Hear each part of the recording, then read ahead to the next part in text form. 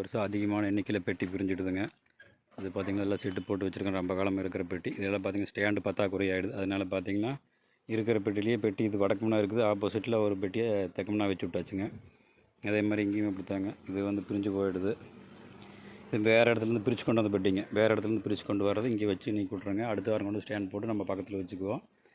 இது இங்கேயும் பார்த்திங்கன்னா இங்கே பெட்டி பிரிச்சுருக்குறாங்க. இந்த இடத்துலேருந்து வேறு இடத்துக்கு கொண்டு போயிடுவோங்க நம்ம அப்படி.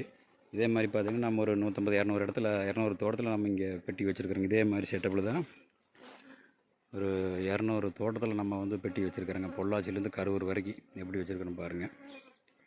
நம்ம அதிகமாக முருங்கை பூ வந்துன்னு இங்கே வந்துடுங்க. இது வந்ததுனாக்கா கேசூல், முந்திரி வந்துன்னா கடலூர் பண்ருட்டி அந்த ஏரியாவுக்கு போயிடுவோங்க. நம்ம அங்கேயும் வச்சு பெட்டி வைக்கிறோங்க. அங்கே செட்டெல்லாம் போட மாட்டாங்க. 4 மாதம் சீசன் வரும். அங்கே இருக்கிற மரத்தடியில் வச்சுட்டு நம்ம தேன் எடுத்துகிட்டு வந்துடுவோங்க.